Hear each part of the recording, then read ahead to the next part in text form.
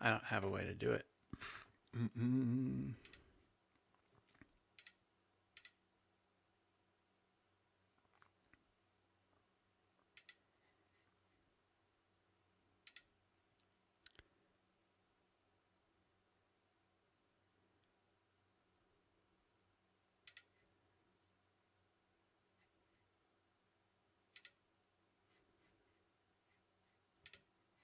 What is this? That is it all.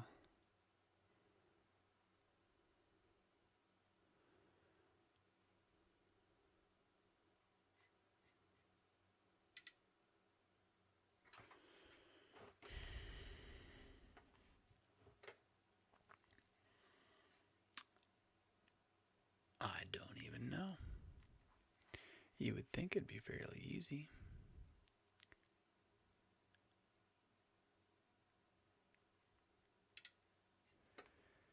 Uh,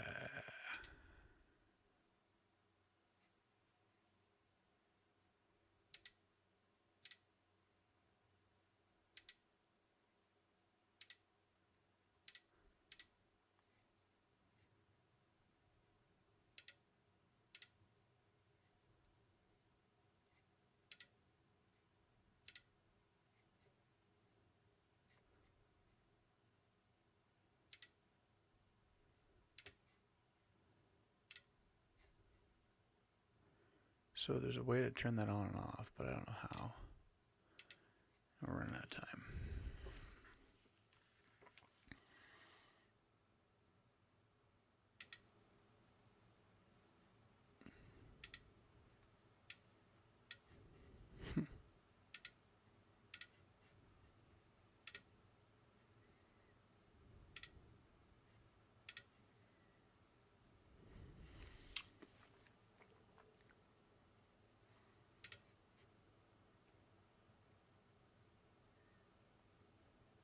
You have visual. Well, that's interesting. So I'm sitting here just humping and staring, and you are watching. This is great. So I thought I had set it to start at 7:10, and it's 7:08. So that's why I'm confused. We're going to have an interesting morning. I'm sure everything will be fine, but this is the least prepared I have ever been for this show. In fact, I'm making sure my phone is here, otherwise we'll really be in trouble. And all I can do is tell you the story of my sadness. The story of my sadness begins on Thursday morning at around 7:58 a.m. when I was all set and ready to. Maybe it was more like 7:52. I was all set and ready to interview Pastor Wolfmueller for another Mad Christian podcast, and I opened up my laptop in order to do this. It was all set up and ready to go, and sorry, get in here, and I'm gonna change something right here. There, I was all set up and ready to go. I thought, and I opened my laptop, and it was a blank screen, blank screen. And I hit the power button. And I hit it again. And I decided, and I got my power cord out, and I plugged it in. It didn't make the noise it's supposed to make, but I waited a moment. And I hit it again, because normally a Mac will tell you, like if you got power in it, it'll tell you that it doesn't have enough power to open, like it flashes like a "you can't start the computer right now" thing on the screen. And that didn't happen. That's not good. So I changed it to a different plug, right? And I have another plug I plugged in on the other side, because you can go into USB-C on multiple sides in the Mac for power. And anyhow, I texted Brian, "Hey, I can't seem to get my computer to work." And finally, I called him on the phone, and we just chatted for a little while. But long and short was, by the time we were done, I was packing up my laptop and Google mapping where the closest Mac repair place is, which I do highly recommend at this point, the Mac Shack in Roscoe. If you're in the area and you need to deal with your Mac, the Mac Shack guy is pretty cool. Even though it's going to be 3 to 4 to 5 days till I get my MacBook back, and as a result, I have nothing.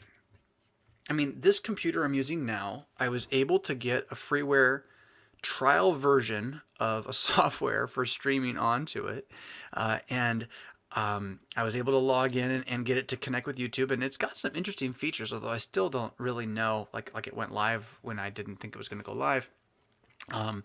But like that's it.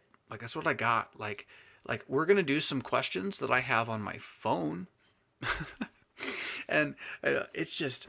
And so what happened to me, and I'm sorry if this is the me sobbing pity session story thing.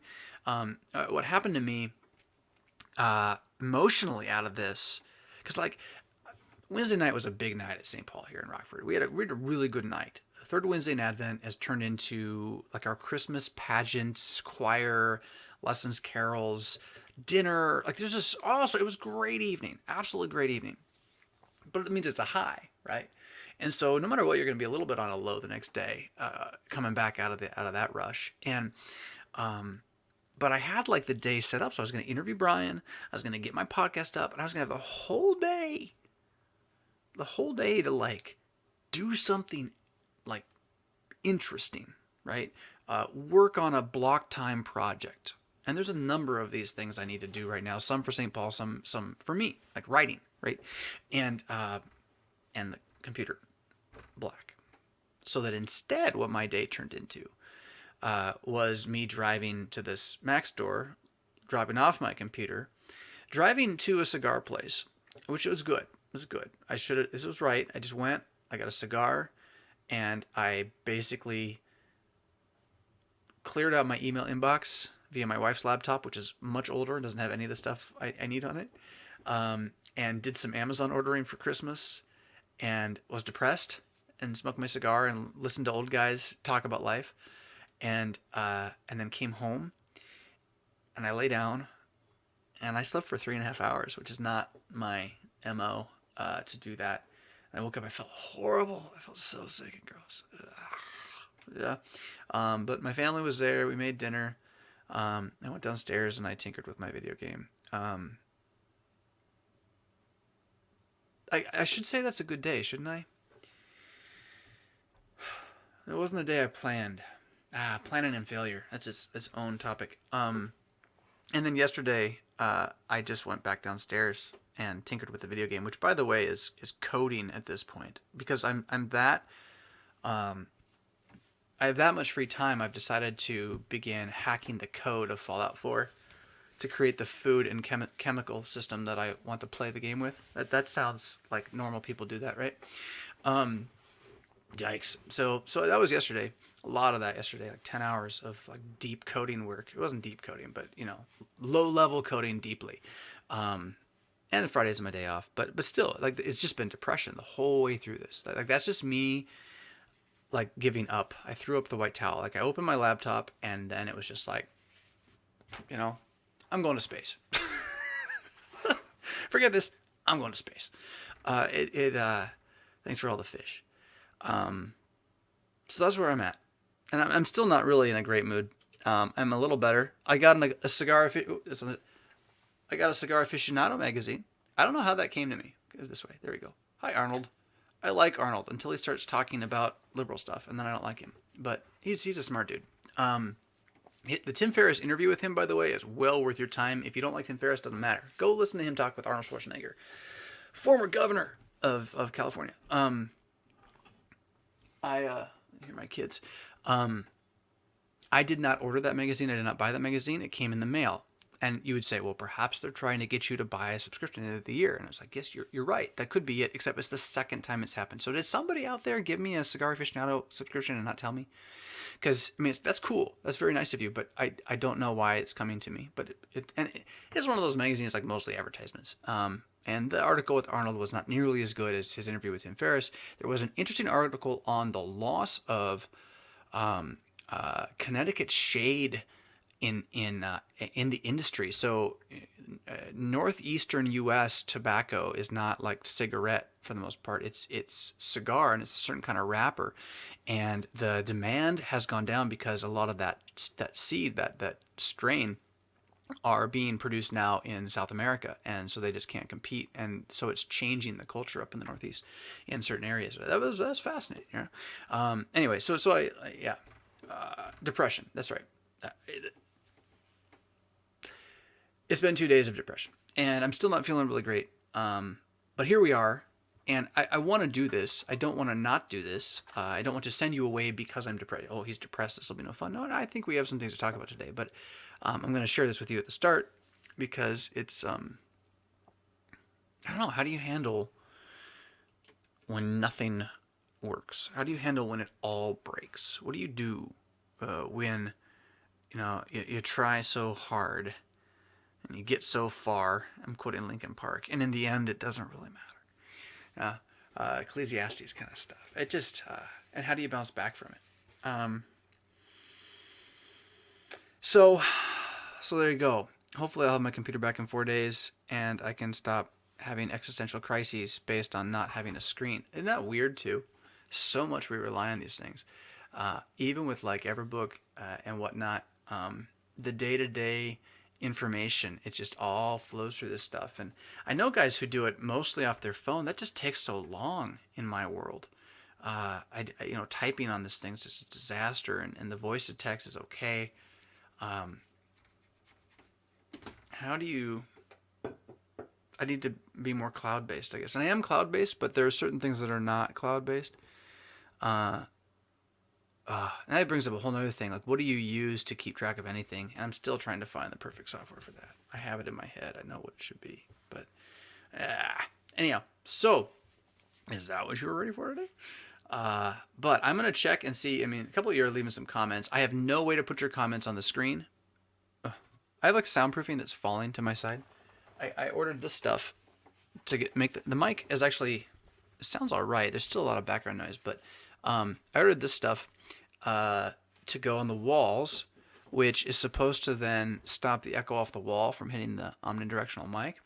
But it didn't come with anything to stick it with, and then it recommends you put it on square pieces of cardboard because I just got those lying around.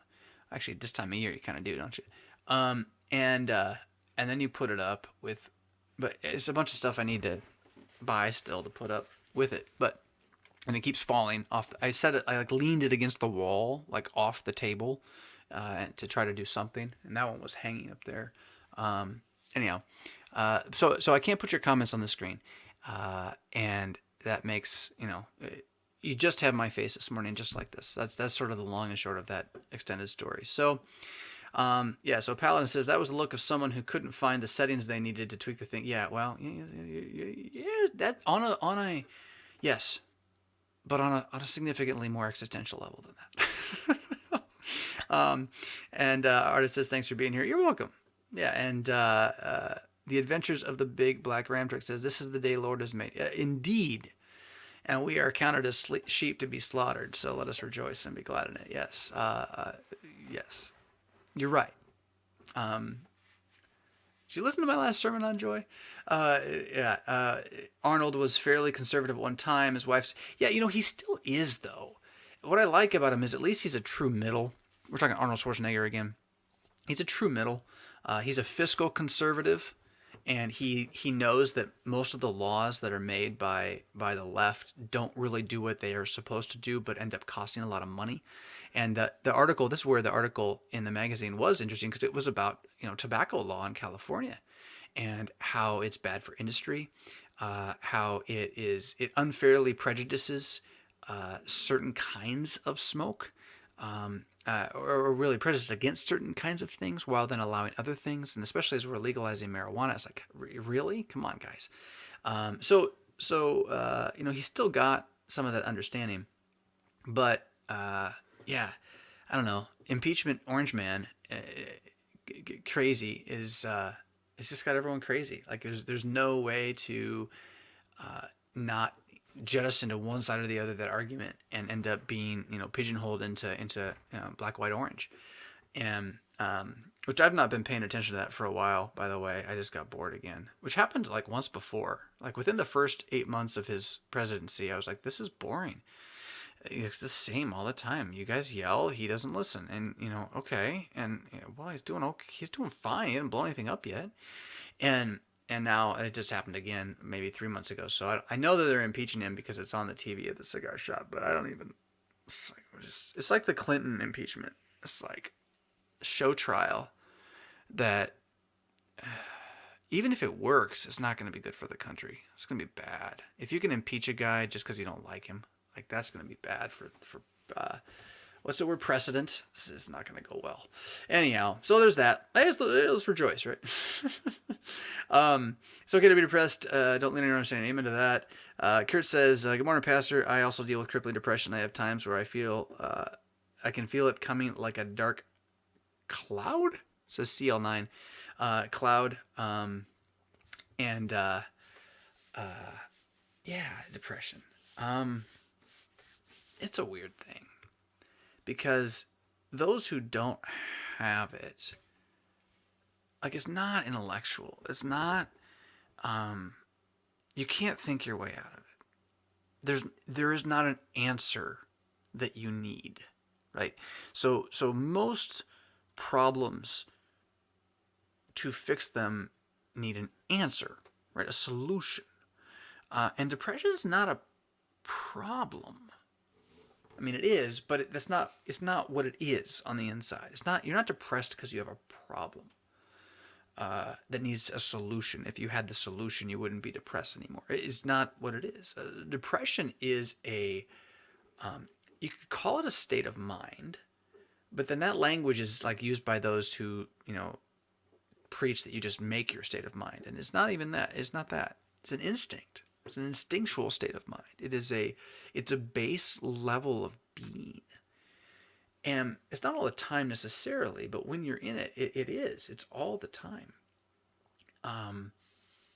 So that nothing, even the good, is not touched by this lowered, oh man, I don't know, a lowered level of something. It's not necessarily energy. It's very, I don't know. Those who have it, I think you can feel me in what I'm saying. If not, it's like you just can't describe it. And it's cyclical for most of us who have it. So it'll come and then it'll go. And even if you're always depressed, you're still on a cycle of worse and better. It's like a little wave, And carnivore, sleep, those have been things that have improved my battle with depression. So I really don't face it the way I did a couple of years ago. Because what I'm feeling now would have been like monthly or weekly, not for days. And this is probably the first time I've been this low. Oh man, months, I'd say. And I've had lows, but not like this one. This one's just like, I just want to go crawl in a hole. It just, it's so silly. Such a small thing tipped me off to it. It probably has something to do again with the high of Wednesday night being a big deal, but being Christmas time, of like an adrenaline push of trying to get everything done for next week, which shouldn't be as much as it is, but it is. We're in a new building. There's a lot of rethinking. There's a lot of replanning, and we're doing the Old Testament stuff. So I'm not just doing any old Christmas Eve lessons and carols. It's an Old Testament. So there's a lot of work going into this, and like Thursday was supposed to be the day when I closed the book on all of it too, so that I could just enjoy next week. And yeah, I couldn't close the book. That's depressing. Anyhow, yeah, depression. But that's not what it is though, right? That just what it did was it triggered a mode of handling pain that is a habit. And that habit is chemical to some extent in your head, but it also is pattern based. Yeah, you get in it, and hopefully if you do battle it and you're watching this, you know enough to know that you also then find those tools and patterns and triggers to kind of trigger yourself back out of it again, right? Tactics for moving forward. It makes me think of, I remember one of the professors at seminary, Ronald Feuerhahn, had, now I'm going to forget what it's called. No, not Lou Gehrig's, Parkinson's, there we go. Had Parkinson's.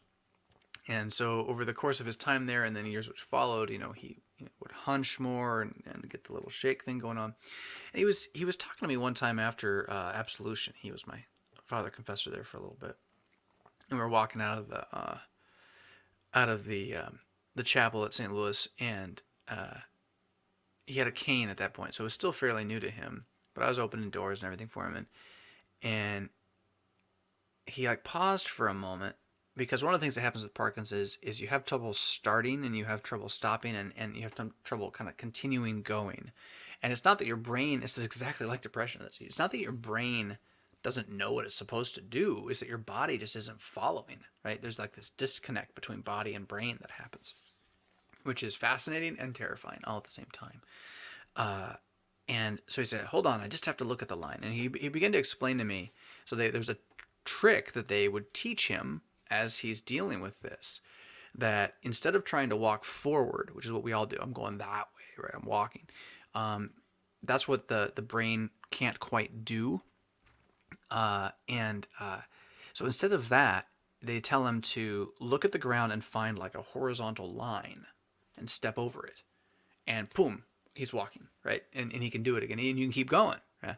So you had to have the trigger to get yourself moving, and then once you were moving, you could fall back into the better pattern, or the more desirable pattern than the being stuck there standing and unable to walk. And with depression, it's a lot like that. Not the same, and maybe not that simple, because you can't just find a straight line in front of you. Because it's a lot of times it's not even like a tactical line, like a thing to do, although it could be that a little bit. But it is an emotional line that you have to find a way to cross and find a way into it. And it probably is why I dovetail into video games. I think that's true, because, and this is just me, right? And I could be wrong in this, but I think a lot of my depression plays on, well, like happened Thursday, feelings of inadequacy and failure that are beyond my control, which we all have. I mean, we all have it, right? It's just I react to it poorly. I throw a pity party emotional fit like a 3-year-old. Right? Somehow I never developed out of that, and that's a whole nother story. So, but it's connected to a feeling of powerlessness, right? I mean, it's not connected to I did my best and it wasn't good enough because someone beat me, or I didn't do my best and so I deserved what I got. It's connected to like the universe spited me. Like there was so beyond my control, and I tried so hard, and God, the universe, just said no. And that powerlessness, that's the trigger. And there's something healthy about having to believe that, by the way. The Christian theology, of course, we want God to say no to us. But then our problem as sinners is that we don't, right? But so dovetailing into the video game world, the thing about video games is that they are mathematically correct. There is no, unless it's a really bad video game, it really wouldn't be taken well. There is no random chance of fate, right? You're like, oh, the game cheated. No, it didn't. The games don't cheat. They can't, right? You failed, and or you can beat it if you know how, right? And so I think I dovetail into video games during depression, not because I want to be in a dark basement, although that's where I was yesterday, which probably didn't help, but but because I want to go to a place where I know I can have a chance to not be thwarted by randomness. Now, modding Fallout 4 sadly is not actually that, and so it has its own problems. But yeah, I am going to as I sit here and do my counseling session with y'all, I'm gonna go run and grab a little bit of more stevia for my cup of coffee, because I really want to drink it and enjoy this, and I'm not going to be able to. So that means that like anybody who logs in right now is going to see a blank screen. What should I do? Can I like put a picture of me up? I don't have a picture of me. I don't know. It'll be 15 seconds? 15 maybe? Right back.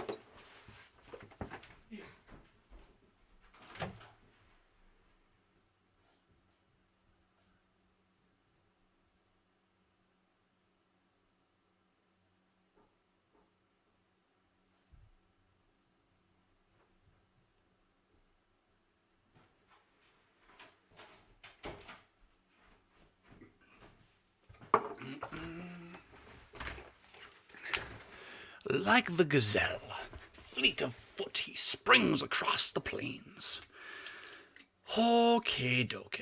For all the good I have, or I should say, for all the bad I've removed from my nutritional spectrum, I still put sweetener in my coffee. I cannot let go of that one. Stevia, and I don't know, if they ever find out that stevia is really, really bad for us, I'm just going to die. Like, I literally will just die because I rely on it way too much. Miss Harris says, my husband had never experienced being around anyone suffering depression when we first married. It was very difficult for him to understand. It is, because people who don't feel it want to think through it, and you can't.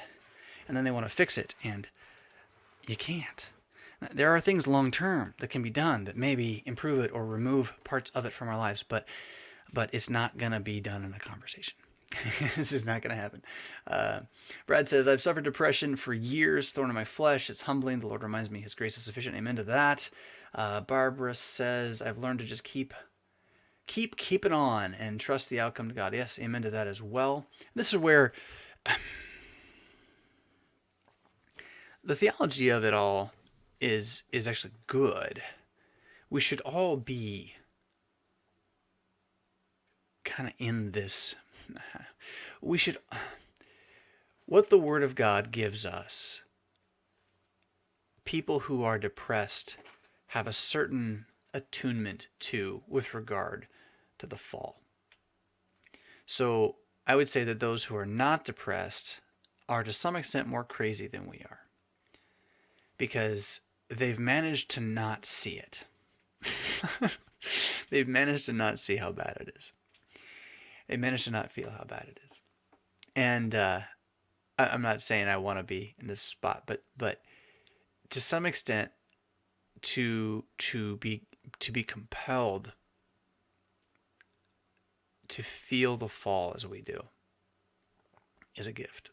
It's a gift of insight. Now you can idolize that, you can ruin that, you can do all sorts of evil things with that too, right? Like all good gifts. But when you then have that run into the grace of the Lord being sufficient in Christ, and run into, that everything is sand except the rock, which is risen from the dead, it's a potent thing. It's a potent thing. So I'm not saying you have to be depressed to be a Christian. I'm just saying that there's a certain sanity to it all, which our theology teaches us, which the Bible teaches. And it's not that the Bible should make you depressed, no, but it should compel you to not be unrepressed, right? So depressed, to press down, like we are pressed down. We should know that we are pressed down. If you never experience the pressing down of God upon you, then you're not listening. You cannot be lifted up unless you are pressed down. So there is that, but that doesn't mean I'm really loving what I'm feeling, nor do we want to wallow in it as if this is some sort of righteousness on its own. That's not true either, right? It's not a better work to be depressed. Please don't hear me saying that. Let's see here. Oh, wow. Big Black Ram Truck says, I had a motorcycle accident that disconnected my brain from my body for a few weeks due to concussion. Very unnerving. I imagine so. I know what you mean now. It was almost like you were just paralyzed, right? But I was imagining like your brain's like in this like a glass tube over here, and you're like somehow watching your body. Yeah. Let's see. Barbara again says, God is a way of using your problems, amen. To help others, yes, and to give him glory, yes, in being stronger than your weakness.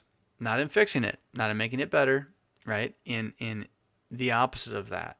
And you never getting better and him saving you from it, right? And you get better at the day of resurrection. So yes, that's true too. It can help you be more sensitive to others with depression. It can. Because I'm a hyper introvert, I'm not really sensitive to anybody. It's not actually probably not my introversion. That has something to do with I don't know what to call this. Anyway, I'm not a sensitive guy. I listen well, and I'm perceptive, but sensitive is not the word I would use. I'm able to comfort them with the comfort I've received. Maybe. I hope so. I try. But again, because I'm not a sensitive guy, well, I always feel like it's cold. Um, that's an extended other discussion. Uh, and the only way I know how to talk about it is to self-diagnose myself with something that I probably don't have. So um, it is interesting, though. I wonder if this is connected to the depression. Like, I always feel a step removed from stuff. And so when I'm comforting, it is an intellectual pursuit that I make to try to compel myself to emotions that I know are right and are driven by truth.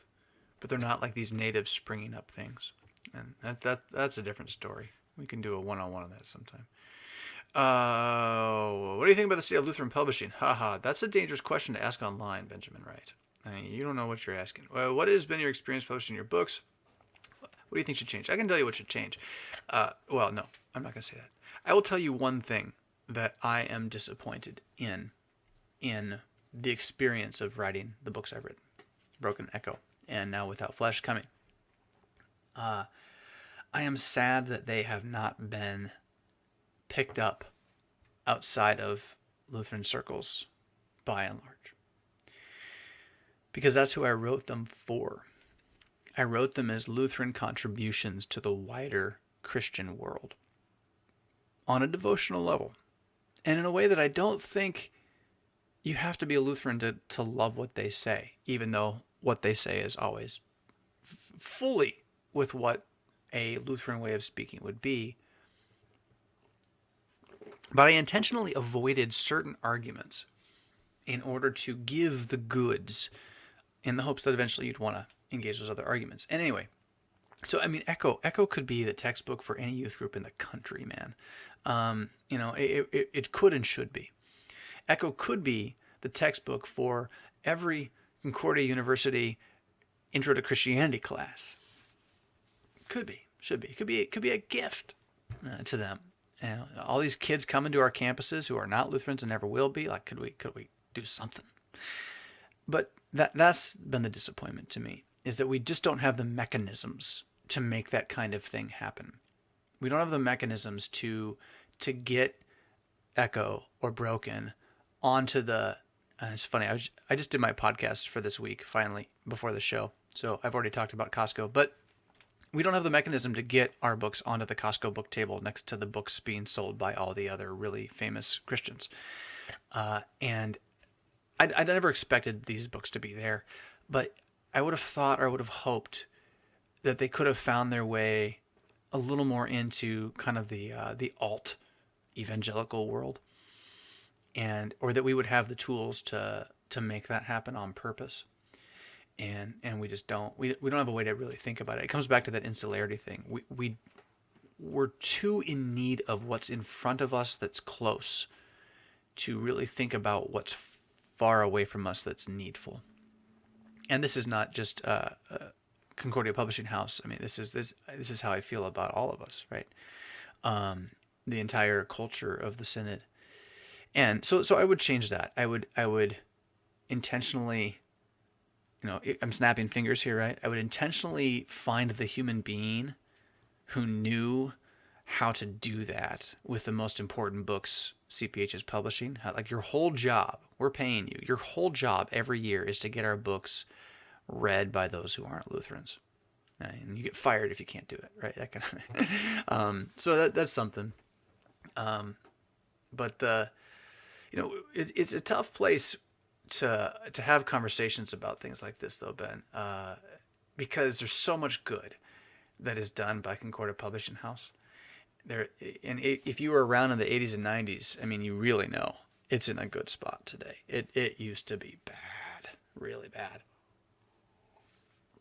And so it's really it's in a good state. And so to try to say, well, it could be better in this way or in that way, in some ways is to discredit what it's become and how good it's been. So I don't want to do that, and I don't want it to be heard that way. And I think it will be if I were to criticize anything. But I can say this. I can say that having an editor working on your book is of immense value. It's immeasurably valuable. And I think I will in the future publish things. I have published things that don't have an editor, and they're not bad, but they're not of the same caliber. And so that, my experience with Scott Kinnaman at CPH has been top notch. I mean, he's done things to make my books better than they were, and that's really, really valuable. And then the layout too. I've seen the inside of Without Flesh now, and I'm really happy with it. And I don't know if this is me, if other authors don't do this as much, or I mean, I can't imagine that. I don't believe that they think I'm going to sell books the way Broken sold, again, because Broken rode the wave of Facebook, YouTube being a new thing, and that's why it sold as well as it did. So I don't think that they've deceived themselves into thinking that. So I don't think that they're just giving me priority treatment. But I do know that not a lot of authors do this, but CPH has been very, very good about this in letting me influence the look of the book. And letting me say, now look, I wrote it, now here's the cover, kind of, I think, at least in this direction. I wrote it, now could we do this on the inside? What about this? And they've caught that. And I think a lot of places wouldn't. They would do what any big business can do at other times, which is they would say, you're the author, we're the publisher, we know what we're doing. So, sit down, let us do it from here. And I'm not saying that CPH has never done that either. They may and perhaps do, perhaps have to me in other ways. But in the area of letting me have that artistic finger on the throttle still, I've been very happy with that. And I think again, Without Flesh is going to look great. Oh man, it's going to look good. I do think you should pre-order it. Amazon.com Without Flesh, Rev Fisk. And if my newsletter, when it comes out, it didn't this week. Remember how I lost a computer? Although, was I going to get to that on Thursday? I don't know. When it comes out, again, it will continue to have snippets showing you the insides and various things on the way up. And the podcast that will come up today in Podbean and iTunes and wherever else you get podcasts, it'll have a couple of reviews of the book that I read on there. So I see that Reformed Christian over here is asking about Pastor Wolfmuller and I doing a second part to the first last things. So, hey, yeah, yes. Firstly, the audio already exists. So if you go to the, I don't think I have it all at revfist.com because I never got around to bringing everything over and reposting everything as a new thing. But if you go to my podcast in iTunes, or if you go to my podcast on Podbean, and actually the Podbean, or is it revfist.podbean.com, I think is what it is. On that one, it's kind of weird and hard to find. On the left, you can open up a window in the browser, and you can see the various tags of the series, and you can tag on, I think it's called Wolf Scatology, and it'll show you all the episodes I've done with him, and we've done at least 7, if not like 9 or 10 episodes. And the book that's been released is only the first 4. So they're there as audio already if you want them. The interview I was going to have with Pastor Wolfmuller on Thursday morning, would you believe it, was for the next one in this series. We're going to get back to talking about the end of the world. And that is part of what's depressing to me. So now I'm depressed again. Thanks. So yes, we're getting back to that. And then I also have one of you out there in listener land who has reached out to me. And we really got to talk about this. I've had a number of you reach out to me in this capacity, and I am so grateful for you that you're even willing to say these things. And I'm going to talk about the problem with it, but it's not, you're not the problem. The problem is the system, and me a little bit. But people reaching out and saying, you want help, Pastor Fisk. I heard you say you want help. What about with this? Or even without me asking that, reaching out and saying, so, hey, I really love this thing that was done with audio. Have you thought about putting it into a book form? And I say, yes, but I can't. And they say, well, can I? And I say, yes.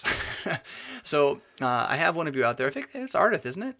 Is doing this one. She's in here right now. But there's actually several of you doing this for several different series. But one of you is doing eschatology the next series. The next one's in that series to try to get them into ebook and then in publishable book format again. And Ardith, that reminds me, I need to talk to you about that, and about the early ones as well. But we'll do that on our own at some point. So the answer to your question is there a second part? Yes, already. Is there going to be more in print? I hope so at some point. And so here's the thing, though. Okay, I said there was a problem. Here's the problem. There's two problems. Sorry, this is like not the most exciting theological discourse for those of you who are here for that. I have before me a pathway with 30, just spitballing a number, 30 different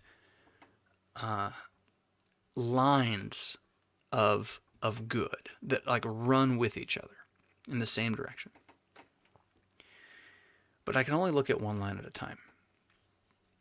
And I keep trying to pull them all along. And so one line would be the eschatology series as books. Another line would be the parenting series as books. Another line would be my own fiction book that I desperately want to do. Another line would be this show.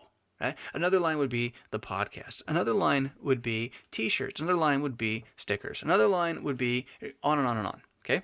And I've got at least 30. And so then what you've heard me say is I need help, right? I need someone to help me. And I've got a number of you saying, hey, I'll help with anything, or hey, I'll help with this one line of direction. And that's great. But see, if you're going to help me with the eschatology stuff, I still have to look at that line. And I have to give time to looking at that line. And you're going to make that line further down than it was. But my problem has been and continues to be, I can't look at all the lines. And coming to terms with that. And the most important line that's been ignored in the last 2 months has been the comic book. Ancient Legacy is all but ready to go, assuming that I can get the next action done. See, it's not completely done, but it doesn't make any sense to do any more until I start and launch, I pre-launch and then launch the Indiegogo fundraising campaign to make the thing happen. Because the only way we publish this comic book, you mentioned Lutheran Publishing, the only way we publish a comic book that's actually a comic book that's going to be part of an ongoing comic book series is we do it ourselves. Because that was one that was not desired by Concordia Publishing House. They wanted various forms of graphic novel, which this particular story can't be. It's a comic book. It's meant to be a serial reality that doesn't maybe even ever end, and they didn't want that. So it's like, well, we got to do it on our own. Well, that means if we could just do it as like a e-comic book, but that's just kind of useless. I think. I mean, it's not useless, but it's just not. It's not the same. You're not gonna put an e-comic book under the tree for your 8-year-old. He's gonna be like, oh, I'm so excited for this Bible e-comic book. It's not gonna happen. So what we want is to have it be a absolutely gorgeous, stunning, top-notch printed comic book. It can be done. It's not even that expensive, really, especially if we get a crowd together to do it. And so that's Kickstart, right? We got to kickstart the thing. Indiegogo would be the way to kickstart things that are not science-based, right? So you can kickstart a book on Kickstarter, but Indiegogo as a platform is there to enhance artists, musicians, writers. That's really what it's for. So doing that, and the math of it isn't bad. We need to sell 500 copies. 500 copies plus it's between, I don't have the numbers right in front of me. It's like between 5 and 15 of you who are willing to, to get the bonus content, right? So, a couple of you are going to reach out for a little bit more than a copy and effectively donate to the idea. But it's not many. I mean, it's like 15 of you, and only 5 of you need to be like in the maybe $200 or $150 range. And if we can't find 5 people to give $150 and 15 people to give give $50, and then another 500 people to spend $5 on a comic book, then we probably shouldn't make it. We probably shouldn't make it. But if we do that, we can make it, and it'll be sweet. And there is space in it to push into some of these other paths that I'm talking about, these other lines, for further making new projects, including new comic books. So, but to do that, I have to learn Indiegogo. I have to focus on creating a campaign. I have to deal with that momentum and not lose it in, say, Christmas season. There's all these pieces, so I haven't ever gotten there. So at the end of the day, what I am realizing that I need most is a project manager for the Indiegogo campaign, which, Lord have mercy on us all, maybe we found. So one of you, and again, there's like 8 to 10 of you that have reached out in different ways to say, can I help? One of you, whatever you said, and I know she may not be watching today, but she'll hear this eventually. I don't know why I saw her email as different than the rest of yours. I mean, the rest of yours are great, right? But something about what she said made me ask, are you interested in being a project manager? And the conversation has continued, and at this point, I haven't scared her off yet. So the problem is that I can't see all the lines. What I need is another head to see more lines and make sure that some of them are moving when I'm not really looking at them at all. And then, but then here's the other problem. So in the past, I've had enough experience trying to crowdsource projects, right? Trying to use you, my friends, right? And this is not about you, it's about us as humans. You, my listener, watcher, viewer, to, as a crowd, achieve more than we can individually. The dilemma is that the spirit is willing, but the flesh is weak. And so whenever I would crowdsource a project, it would lose momentum for 80% of those who volunteered to do it. And it would leave a couple kind of working on their own, but what they were doing on their own didn't do any good without everybody else doing other parts of it. And then I would lose momentum as well as, and this is an interesting feature of both Fisk and Wolfmueller have this feature, and that we can see what needs to be done, but we're not necessarily the best at staying on it all the time. And so it's not that I would lose interest in the project, but there'd be something else that could be done that was doable right then, and so I'd be focused on that rather than on the thing that, in order to get it moving again, has to have the fire started all over again. So what this is the challenge of volunteer labor and crowdsourcing, which is a full-time focal point and needs someone to focal point on it and it alone as the main thing. And again, that would be like a project manager, right? So here we sit with this moment in time at the bottom of my well, my dark, sad well, which if you're joining me here, God bless you. But, and if you didn't see the part about my sadness and depression and my broken computer on Thursday, then you missed it. It was earlier. But here we are, sitting at the bottom of my dark, sad well. And I can see the possibility of this thing working and us leveraging the power of the internet, the tool that's before us that allows us to work across nations, to do some cool stuff for, I don't want to call it Lutheran publishing because it's bigger than publishing. Part of the reason publishing houses are struggling is because they think it's about publishing. It's about media. It's about communications. It's about branding.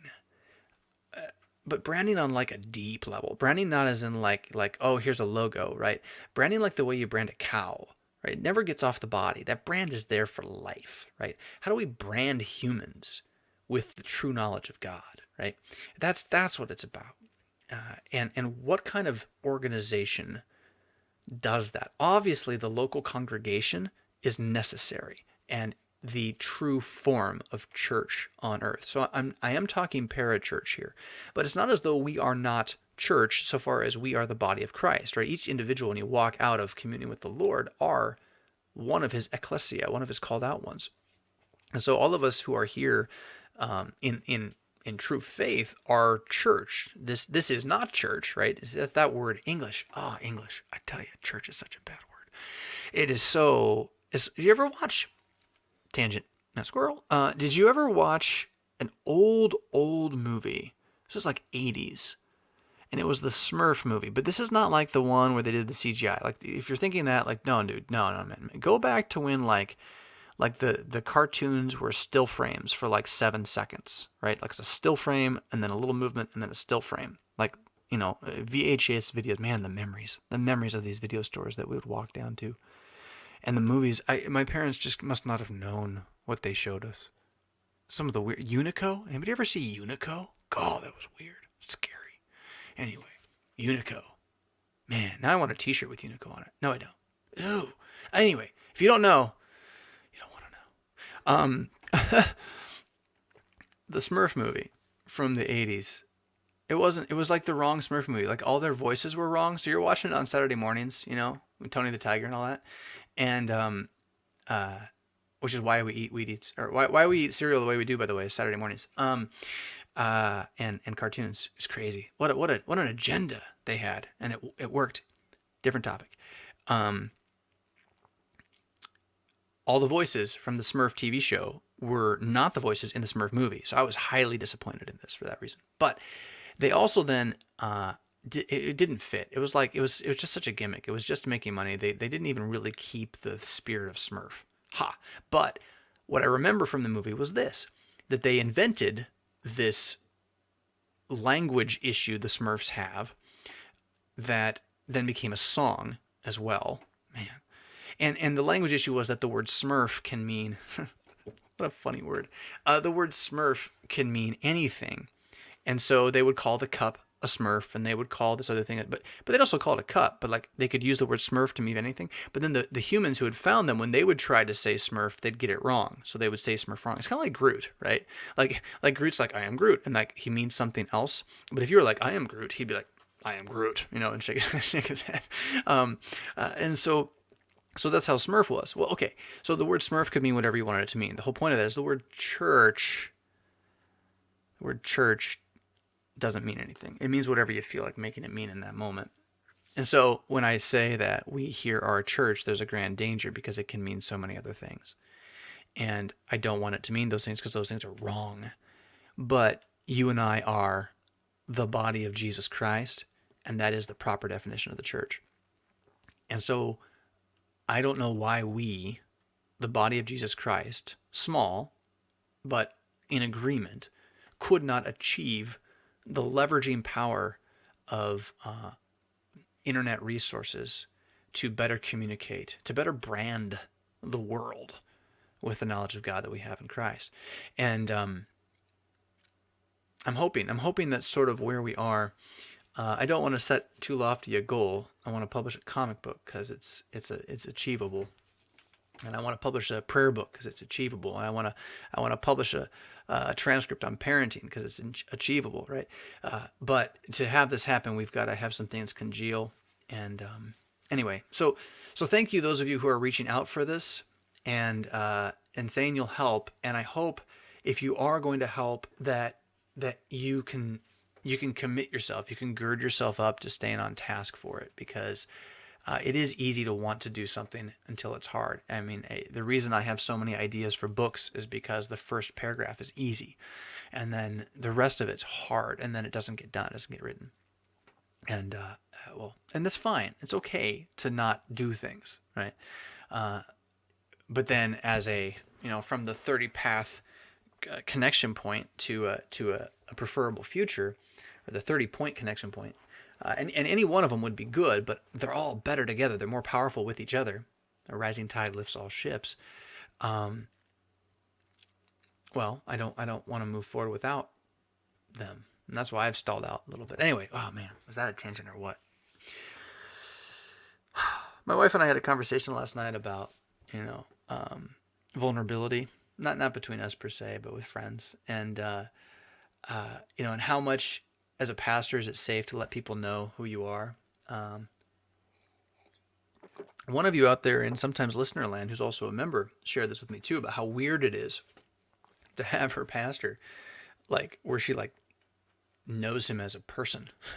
And she comes out of a more mega church background fairly recently, where the pastor would be way over there, right? But I think in the Missouri Synod it's the same thing. Like, your pastor, you like your pastor, but there's a wall there. There's a wall, and I still have that wall, even with you, right? And that's kind of what I'm talking about now.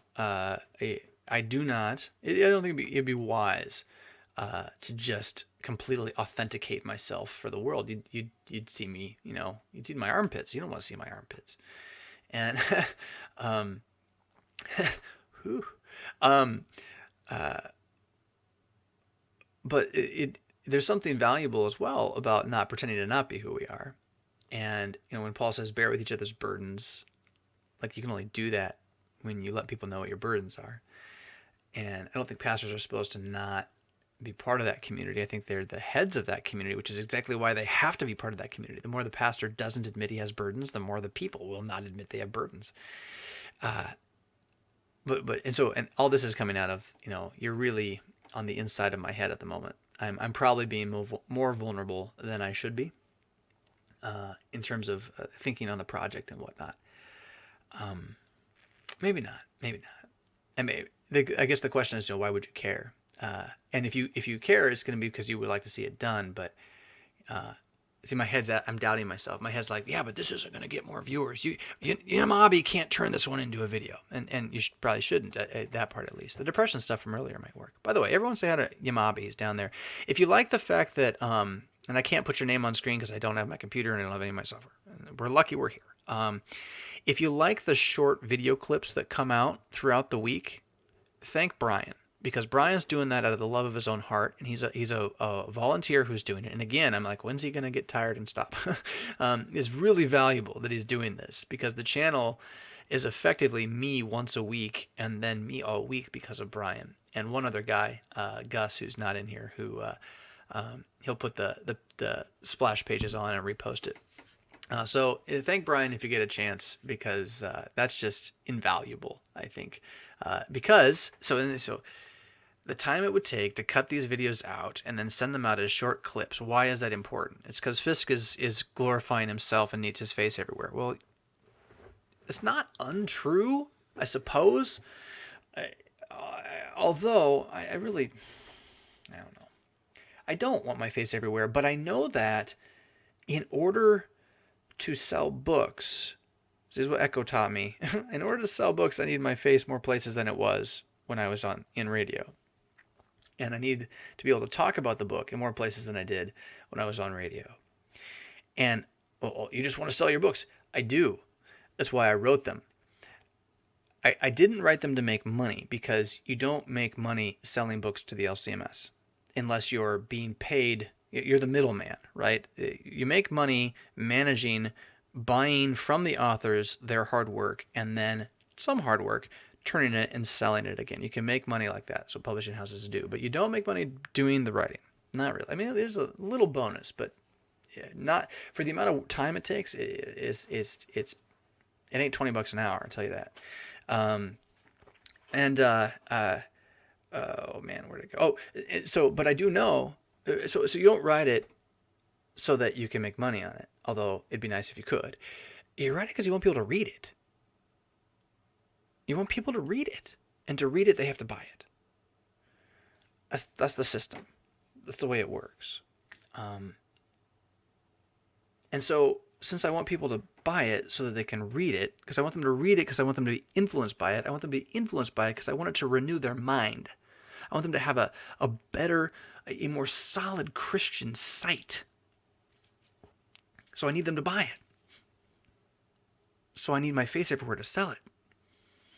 And we should be able to do it differently in the church. Yeah, we should, but we don't, because we can't, because that's denying the first article, because this is how it works. This is how it works. People hear about things by hearing about things. They do not hear about things by not hearing about things. Right? The Spirit does not just open heaven and say, will you go buy the book, Echo? It doesn't do that, right? You have to get out there. And the way to get out there is these channels, and these channels are connected to personalities. The new influence is all related to personality branding. And seeing someone who you identify with, so that we are in the process of self-justification. We are self-identifying as a culture with people who we believe are the justified, are what we want to be. Yeah? We don't like who we are. That's sin. It's there. It's with all of us. So we set out on quests to be better than we are. And we look around for someone who is that, and then we try to be near it. And the best that we've got are talking heads on screens and little images that we can put on the shirts we wear.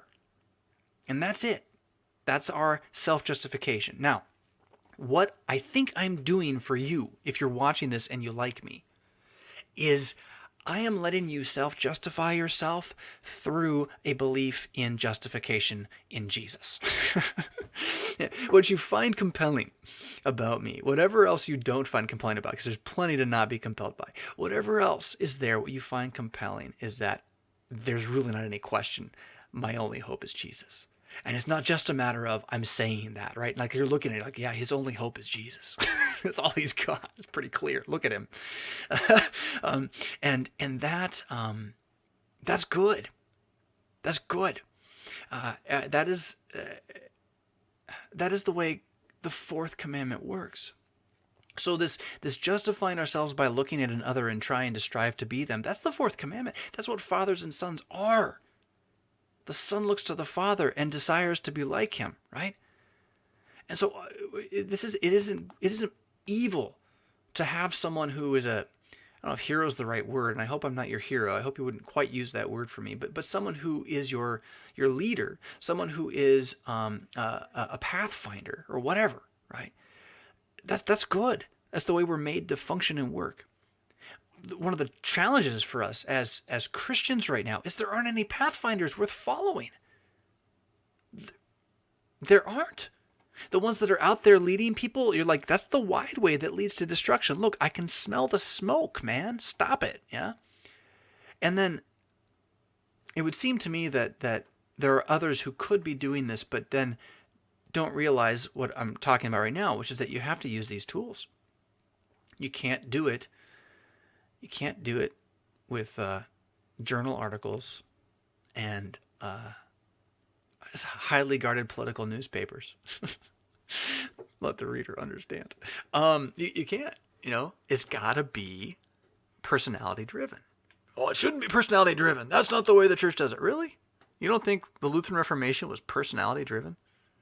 You're crazy, man. Luther dies and it all fell apart. And it took Chemnitz, another personality, by the way, Chemnitz's personality to pull them back together, and it lasted for a generation. Then it was all over again. So not all over, but like in terms of its visible success, it was over. And if you don't think that the early church thrived in personalities, then I highly encourage you to study the lives of the church fathers and ask, why did we keep their sermons and nobody else's? Why did they get copied? It's personalities.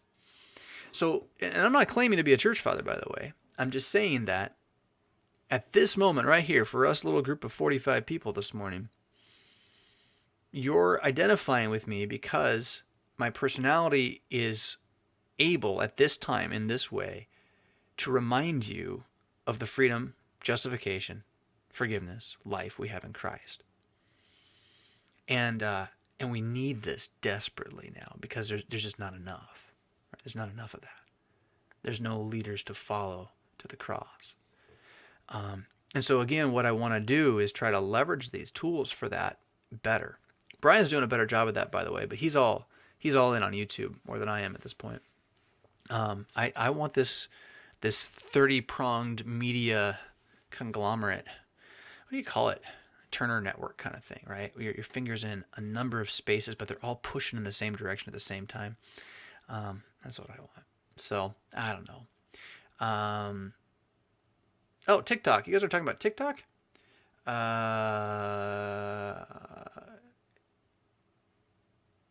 What does that mean, Brian? Brian asks, you guys are talking about other stuff in the comments. Brian says, Facebook and YouTube got broken on the map. Could TikTok be the driver for Without Flesh? What do you mean broken on the map? I'm not following that. TikTok. Oh, I'm thinking of Tick. I don't know TikTok. Is that the one? There was something that, sorry, distracted. Netheria says, see, St. Nick punching a heretic in the face is definitely personality driven, although perhaps apocryphal. Yeah. But all the saint stories all the saint stories, all the martyr stories. Is TikTok that alt-right video platform? There was somebody out there, one of you somewhere, like started downloading all my previous World of Everlasting videos and then re-uploading them to this other alt-right platform in the case of the event that YouTube just shutters Christianity entirely, which is not a bad idea. Although when I went and looked at that platform, I was like, I don't know. Yeah, I don't, is that what you guys are talking about? Apps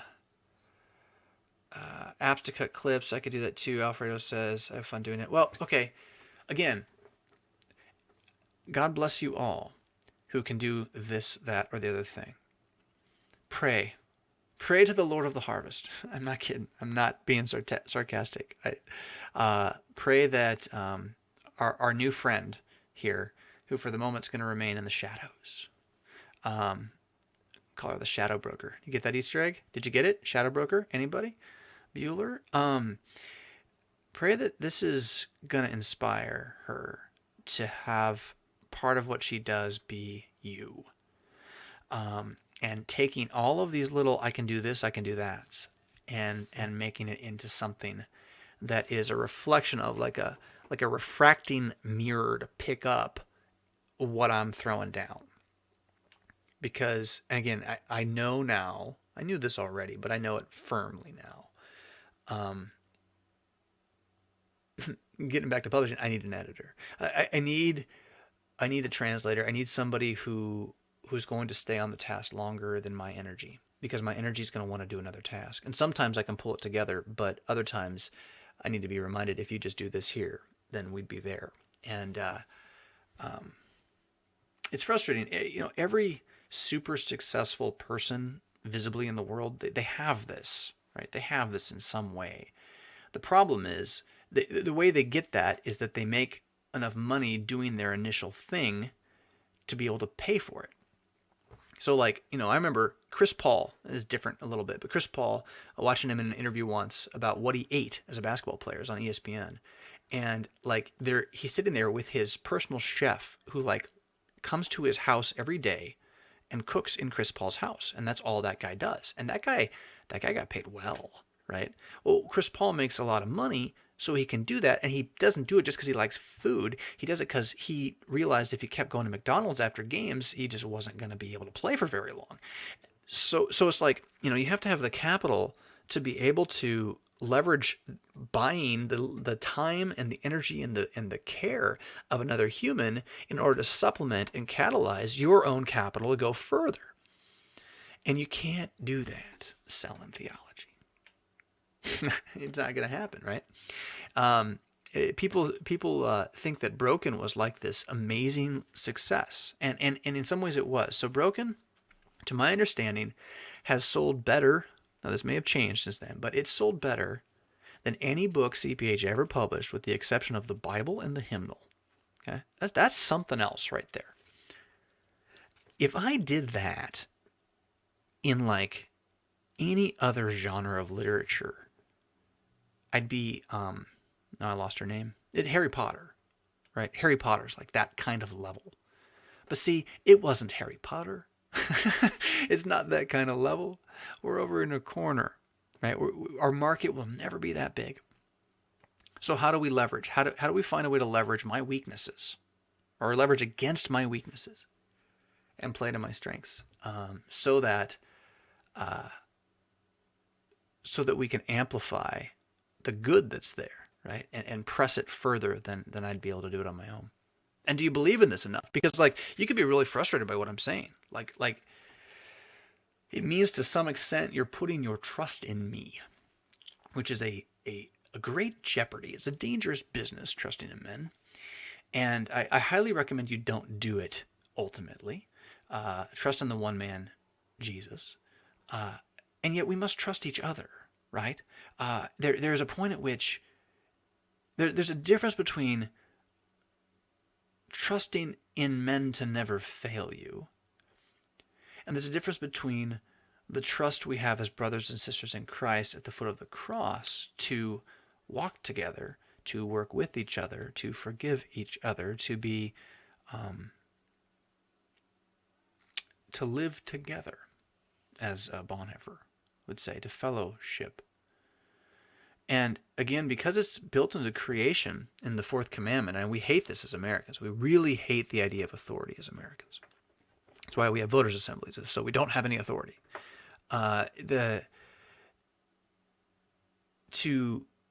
To be willing to say, I'm going to follow a man because that man's particular skill will enable us to go there. It's very counterculture. And very, more than just counterculture, it's almost radical to talk this way. And I'm afraid that I'm even doing it. Like, that's how we think of cults, right? And we certainly want, like I said, don't trust in men. Be wary of well, always be testing it, right? Test all things by what the scriptures say. I had one of my members, oh, God bless her. She met with me to ask a question this week, and she afterwards she said, "Is it okay that, like, I come to you because I don't really like what you said and I don't understand it, and I'm not sure I'm going to like what you said, and I want you to defend it? Is that okay?"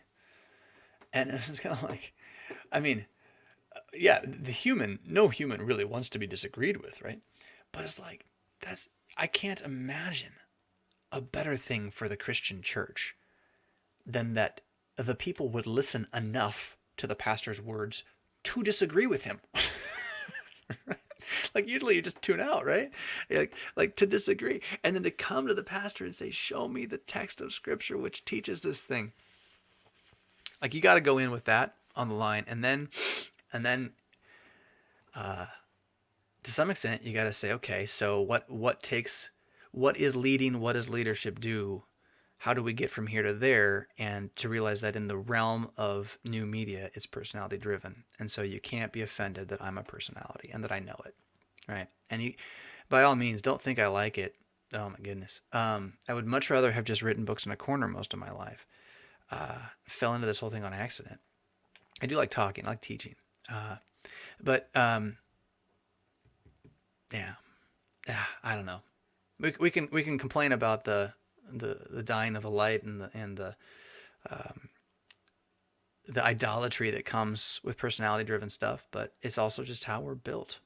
And I don't know, why am I even talking about this? I'm trying to justify it in my own head is what I'm trying to do. I'm trying to reckon with my own quote unquote celebrity, which I don't think I really have, except for that I almost do, and I need to have it so that I can sell the books, so that you can read the books, so that you can be renewed in your mind. And that's tough. Like, it's not like you read through the Bible and it's like, go be famous. Like, it doesn't say that, right? But it didn't stop Paul from going up to the Greek philosophers, like the top-notch guys, and saying, hey, we should have a conversation, man. Right? Well, he had to get in their hearing somehow, right? He had to find a way into their hearing, and that's what I'm talking about. Is how do we find a way into the hearing? How do we find a way into the conversation that is larger than us? Because right now we're talking to ourselves a whole lot. And generally, what we're doing is fighting with ourselves about it, too. No, we're not! Oh, okay. Yeah. Prove the point. Right? Anyhow, so TikTok, though, again, that was all out of TikTok. Succession of Vine. Really interesting. I didn't find Vine all that impressive. I still don't understand Instagram. I mean, I do, but I don't. Like, who's got time for this? China ownership is issue of TikTok. Oh, yeah. I have heard about that. Put copies on every platform. How, Darth Mike? Do you know how much time it takes to put a copy on one platform? That's the trick. How do you manage all that? Because the program manager can't do that. The program manager needs someone else who's doing that, and then they're managing that person. And then and then they're catching, like, I'm throwing stuff at a wall, and someone's over there saying, okay, now that part goes over here and that part goes over here. You take this, you take that, right? And yeah. I mean, yeah, every platform. I mean, I've already talked about this once, and we're not going to do this anytime soon. But, like, can you imagine this? Imagine this. I don't know. Maybe they wouldn't even sell it to us, but like why not? This would be the way to go out. If you're like going to die as a church body, like this is the way to go out. Like take all your money, everything you got, and make the best, absolute, clear proclamation of Jesus you can, and take out 30 seconds on the Super Bowl and just do it. But like don't just do it like with grandma, drawing the art, right? Like you do it with like the highest level. Like you go pay a Hollywood guy to do this, right? And to make it into like something compelling and real that's going to win awards, but just happens to have Christianity at the heart. Like, and maybe that's putting my trust in men too much, but the fact that we don't even think that way at all bothers me. I think it's a denial of the first article. I think it's denying that words and images are here and are how we communicate. And that if we really mean it when we say, I want people to believe in Jesus, then we have to communicate it. We can't just sit in a corner and pray to the Spirit to go convert everybody, because that's not Lutheranism, friends. That's Pentecostalism at the worst level. Like that's boring, pietistic German Pentecostalism. No tongues in that one, right? It's the tongues of not having tongues.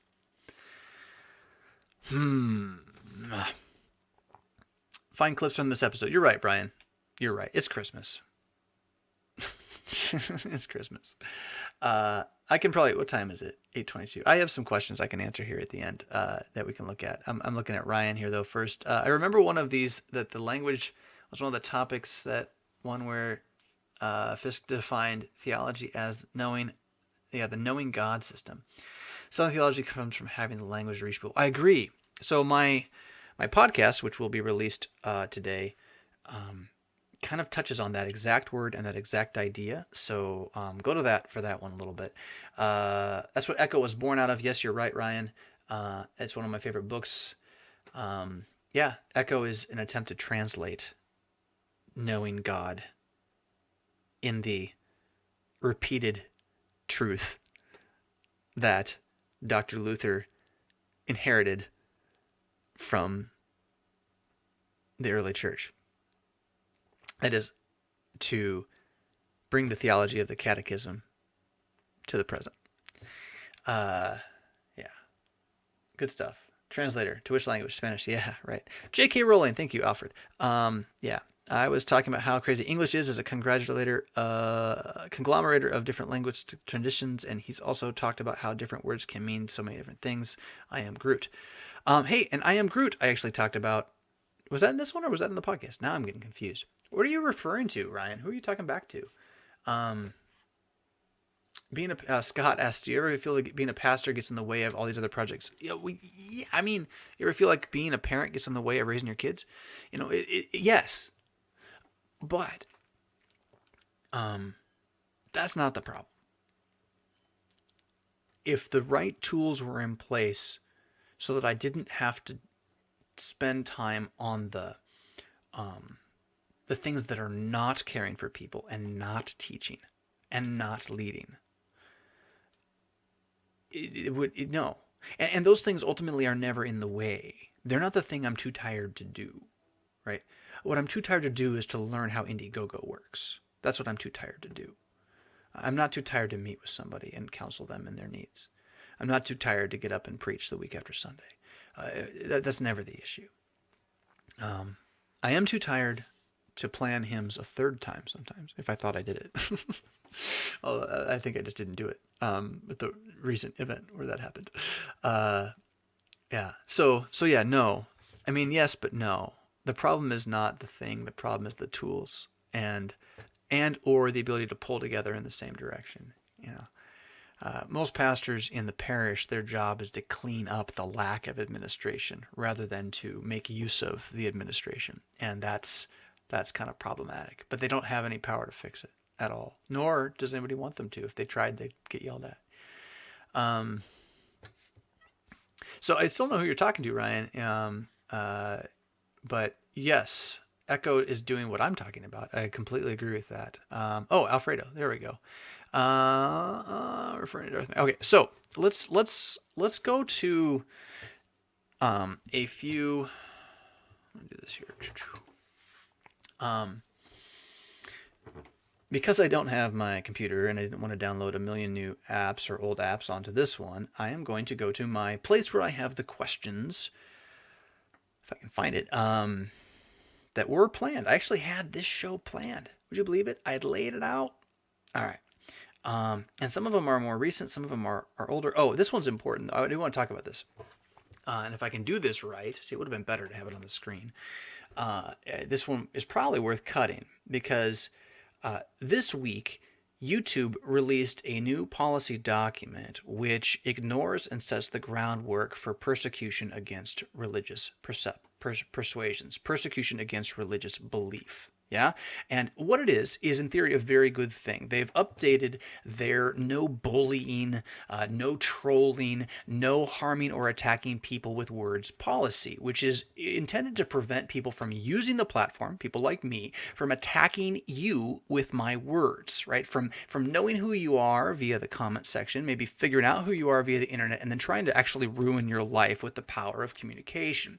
But it's also there to protect me from you doing that to me. And to be sure, creators on YouTube are out there on the limb a little further than the rest of you. I can't tell you, it was a couple of months ago, the number of completely anonymous first-time made-up emails I got, from addresses that are not permanent addresses, not threatening me, but they were mean. They were mean emails. So it's certainly a reality that's out there, and YouTube's trying to keep it a place where people can have conversations and where things that are strictly hate are removed. And I get that, although I'm wary of what the concept of hate speech could mean in an Orwellian kind of way. What was most fascinating to me is that their policy managed to leave something out of protection. So there's protections for everything except for... Well, let me just read it to you. Beyond threatening someone, this is the new policy. Beyond threatening someone, there is also demeaning language that goes too far. To establish a consistent criteria for what type of content is not allowed on YouTube, we're building upon our framework to use our hate speech policy. We will no longer allow content that maliciously insults someone based on protected attributes such as their race, gender expression, or sexual orientation. This applies to everyone from private individuals to YouTube creators to public officials, and on they go. Wait. Did you just say you're going to protect the free speech? You're going to protect in free speech from persecution that threatens to harm everybody except people who believe something?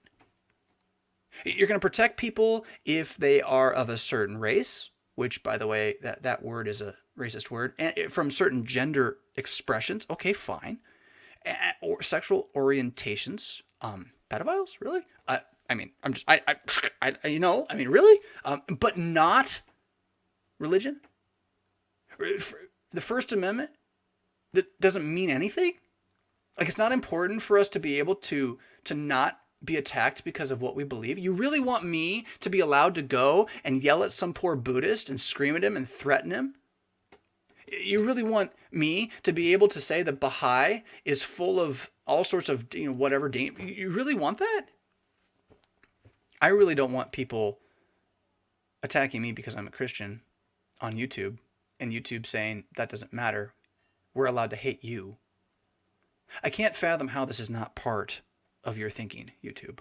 I cannot fathom it. Because even if you don't like Christianity, which is pretty clear you don't, it doesn't help you or any other belief system to not include it in those who are protected from hate speech, as you define the term.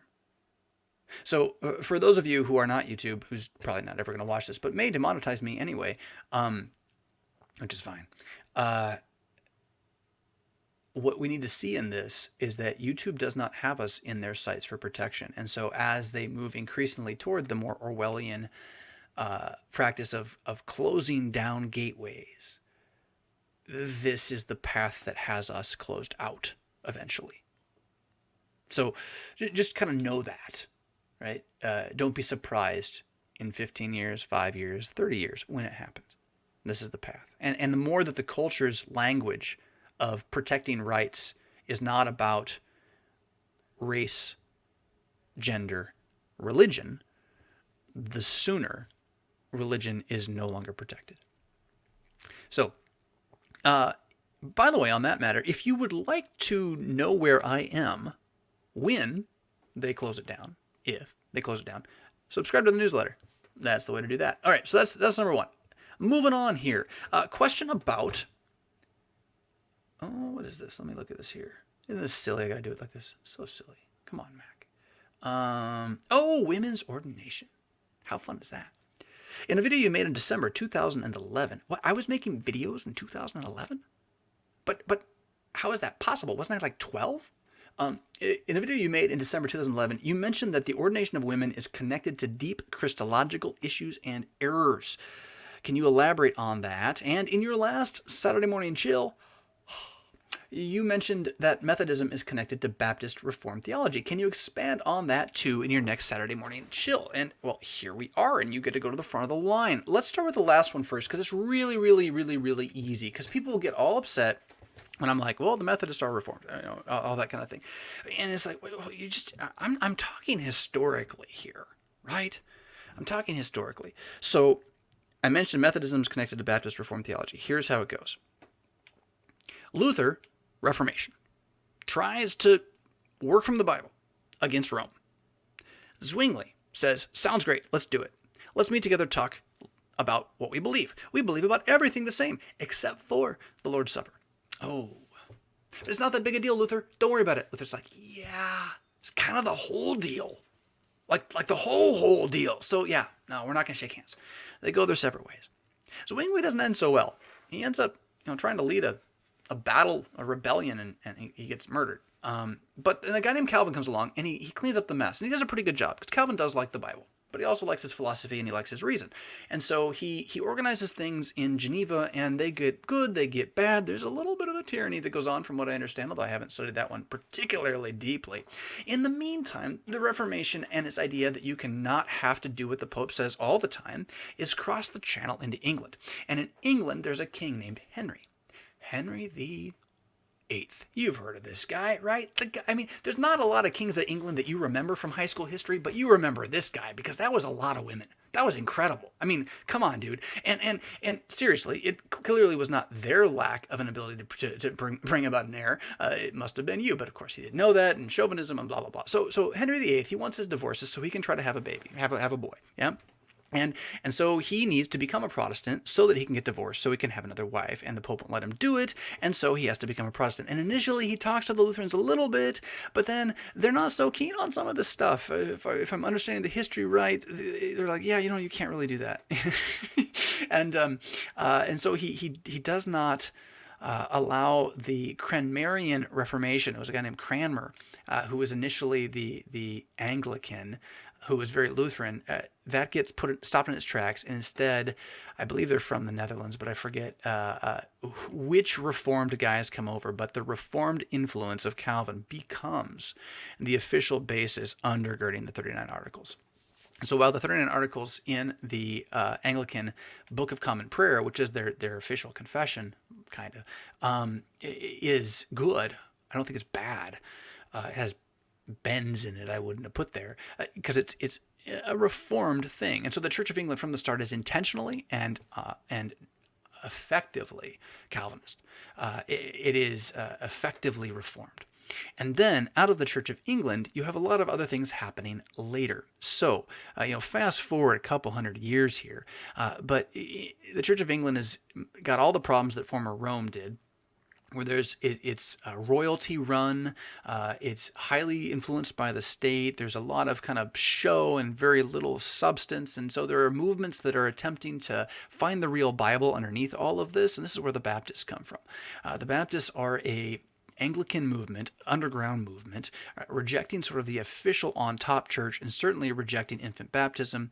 And the whole problem with why there's not enough, why Christianity isn't succeeding is because there has not been enough adult baptisms, and so we're in violation of what God has said to do, and we're doing, white magic with the baby baptism and all this kind of stuff.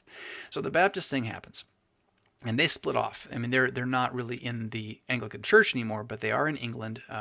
They do and are among those who, this would be kind of in the previous generation, are crossing the water on the Mayflower and that kind of stuff.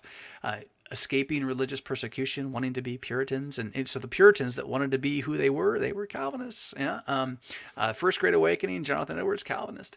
So that's going on. Yeah, and then you have this revivalism movement that starts to happen in the 1700s, and it has a lot to do with, I mean, I don't know enough about it, honestly. There's a Pentecostal flair to it, the big tents, traveling stuff, rolling on the ground. But kind of before that, but maybe after, I'm not sure where the history lies here. Finney's doing his thing. In England, while this stuff's going on, there's a guy named John Wesley. And John Wesley is a born and raised Anglican who is influenced or runs into the Baptists and is being cajoled or hotboxed by them into converting to real Christianity in the Baptist tradition, as they, whatever level of it, non-denominational version of it they had over there at the time. And then I don't know if you ever heard this story, but they read to him, or he reads with them, a little bit of Luther, of all things, but it's not a lot of Luther. It's not Lutheran. It's just a little bit of Luther on the gospel, which was effectively used as a decision theology moment to convert him. And he does. He feels a burning in the bosom. Ooh, yeah. And then he's on it. He's on it. He's going to change the world, and he does. And he comes then out of that Baptist tradition, but still connected to the Church of England as well, into this worldwide movement of Methodism, by which he wanted to inspire more sanctification in people, and would talk about how he had full sanctification himself, and set about establishing new orders for congregations to come out of the Big Tent revivals and organize, all of which still follow the Anglican kind of system of governance. So if you go and you look at these old Methodist groups, they are highly hierarchical and so forth. So there you go. I think that answered the question. You have just gotten from Calvin to John Wesley, and it's a direct path of descendancy in the line. Now, does that mean that Lutherans have always been perfect? No, I didn't say that. What I said was that Methodism is connected to Baptist Reformed theology, and that would be how. It's exactly the rebellious brainchild of the entire thing, and frankly captures all of it. As a Methodist, you can be entirely Reformed or entirely Baptist in a church body. It's kind of like it's the American version of the Church of England, except for that's what the Episcopalians and the Anglicans and the other versions of Anglicanism are, because there's multiple ones of those here. It's the most successful Church of England in America is the Methodist Church, and in it you can be Calvinist or Baptist, and that's officially part of your heritage there. The rest of you, you're basically doing what he did, right? You're leaving and starting a new one, and so forth, which is understandable. I wouldn't want to be there either. The first question was, I mentioned women's ordination. Speaking of the Methodists, women's ordinations connected to deep Christological errors. Can you elaborate that? Yeah, 1 Corinthians 11. So, I mean, there's a number of places. Oh, sorry. I tweaked my shoulder like 2 weeks ago, and it's still just so tight and like it's a pinched nerve kind of thing. And sorry about the focus thing with the camera. I can't fix that without my computer that broke. Women's ordination. Trinity. There are a lot of places in the Bible that talk about man and woman. More than you'd think. It's not like a corner issue. And it's enough that you can know they all say the same thing, which is really impressive given how many Christians try hard to not believe any of what it says. It's really, I mean, we're talking not just like New Testament either. This isn't just Paul's misogyny. This is Paul's and Peter's and Matthew and Mark and Luke's misogyny. John, maybe, but it's still there. Bride of Christ stuff is still there. It's still there, and it's not just New Testament, first century misogyny. I mean, this would be then King David's misogyny, which he actually did have a little of that, but a different issue. This would be Genesis and Moses. I mean, it's all the Ruth. I mean, it's all over the place. Okay, the theology of man and woman, our distinctions, and how God created us for good together, but as diverse realities, not as homogeneously androgynistic non-beings, non-physical beings, non-corporeal beings. So that's easy to find. And the easiest thing to do then is to believe that there is this lots of it. And if you want the summary, Ephesians 5 is the best place to go. It's the longest, it's the most clear. You can get everything else out of that, and then you can go from there into the rest of it, and you're going to find the same stuff. 1 1 Corinthians 11 would be the last place to go. And the problem with that is, or the reason for that is because you end up in a conversation about whether or not women should cover their heads and or have long hair. And it is a challenging text, largely because Paul goes into a series of unfinished sentences. It's almost like as he spoke most of his letters to a scribe who was writing them down. He was not trained to write on paper. That was an expensive thing to write small enough to not waste paper, and so you paid someone to do it rather than scribble with the big hand. He mentions that in Galatians, by the way, the big handwriting. It's like he was talking and then kept saying, and it all got written down, and it was already on the paper, and they couldn't change it. And then at the end, he's like, well, here's what I mean. And it's not like none of it makes sense. It does, but you have to catch it as not every line is meant to be, thus saith the Lord. There are lines that are postulating, well, if you said this, would that make sense, right? It's doing that through it. And that's where you find all of the head covering and the hair length and all this kind of stuff going on, which had to do very much with particular weird things going on in the Corinthian church, at the end of which he ends up saying, no, we have no such practice, nor do the churches of God. Let each one decide for himself whether or not he will have long hair or whether his wife will have to cover her head. And do you not know that God made women to be beautiful, and so having long hair is a gift to them? Do you not know that if you try to look like a woman, it's not really manly? That's what he says. But like don't be contentious about this. Don't fight about this, right? So that's the bulk of it. But at the very start of 1 Corinthians 11, there's a little blip that's not quite so you make your own call on this one. It's quite the opposite. And it says it very much the oppositely. It says, don't make your own call on this one. It says, you retain the traditions, and that's good. But I want to make sure you get this, no matter what. And then he goes on and he says, the head of every man, I'm forgetting the order, and I can't easily on my computer get to it. He says, the head of every woman is man. The head of man is Christ. And the head of Christ is God. And he goes on, he leaves it behind, and he goes into this other like tangential side issue of don't freak out about this, guys. But he says, don't forget this. I'm going to say it again. The head of every woman is man. The head of every man is woman. The head of every... I did that totally wrong. Did you catch it? The head of every woman is man. The head of every man is Christ. The head of Christ is God. Man, that was terrible. That was really terrible. The first thing to pull out of this, okay, is that woman and man are not the same words that we're used to. Those words do double duty in Greek. They can mean woman and man, or they can mean wife and husband. They don't have separate words. They're the same word, right? So if you always called, like you're going to a wedding and you're like, yes, the woman, right, as opposed to the bride, right, then that would kind of get the idea. So when he says the head of every woman is man, it is also and should be understood as the head of every wife is her husband. The head of every husband is Christ, and the head of Christ is God. So that's the first thing. Second thing, the head of Christ is God. What on earth is going on? I thought Jesus was God. How did that happen? Right? What is this talking about? How could Jesus, the Son of God, who is God, also have a head? Wouldn't that make him not equal with the Father? Okay, so go to your Athanasian Creed on this one and cling there firmly. Equal with regard to majesty, equal with regard to glory, equal with regard to divinity, but separate with regard to person. Yeah, and what that means within person has to do with what the theologians call the economy of God, or the function is really the wrong term when you're talking about the eternal divine majesty of the Trinity, like they each have their own function. But it kind of is the best we can do a little bit. Vocation, place, role, so that Jesus, the Son, submits to the Father in everything. And if you're like, that's what is it called? Patripassianism. No, it's not Patripassianism. Whatever it's called. Subjectivism, something like that. Like that's saying that Jesus is less than God. No, it's not. Jesus says this stuff all the time. And I do not speak on my own authority. What the Father has given me, I say. Right? He's always talking like this.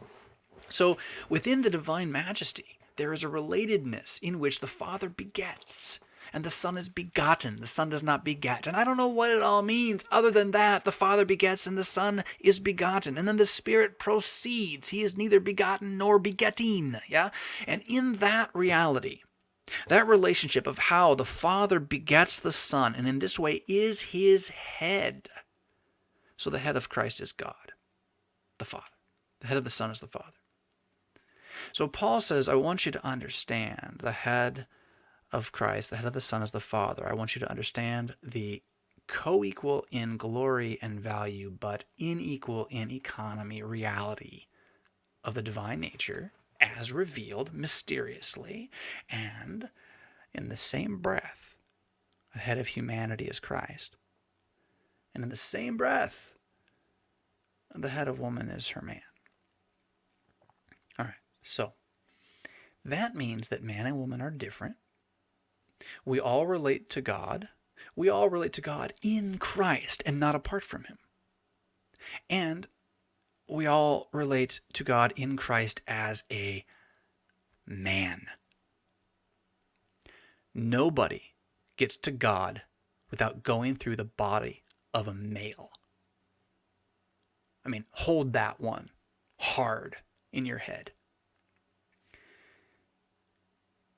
With that being the case, that's there because that's how creation is built, for man and woman to be one, to be unified, to be brought together, not divided. And that in this, new flesh is made, new people come that are children of the head. In that, then, a woman's gift to the world in herself is the joining of herself to one who is her head, her authority, in the same way that Christ is the head of the church, in the same way that the Father is the head of Jesus. With all that said, then, if you want to turn the conversation to women's, I think we just ran over time. Am I still going? Oh, no. Excellent connection. Connection's back. We lost it. Wonder how much we lost. Oh, no. Oh, no. Oh, it was going good, too. All right. So, well, internet. Am I going to lose you again? I don't know where I got cut off, but I will try to say it again.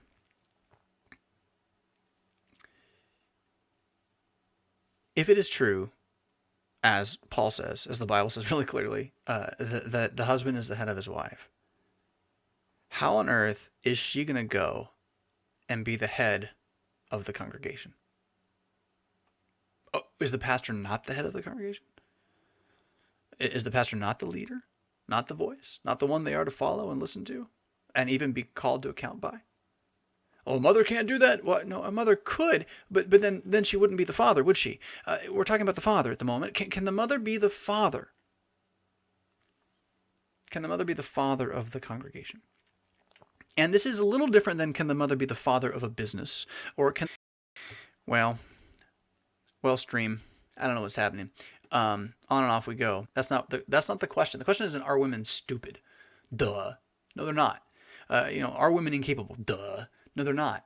What good would they be as mothers if they were stupid and incapable? They'd have no value, right? It's insane. That's just to say that children don't need help. Don't need to learn. Don't you want your children to be wise? Why would you not want someone who's good at teaching them then? It makes no sense. So I mean, that's the caricature, right? That's the straw man they set up to knock down. But that's not the question. The question is not, can a woman teach? The question is not, can a woman talk clearly? The question is not even, can a woman lead? The question is, can she be the father? Can she be the head of her husband? And Paul says no.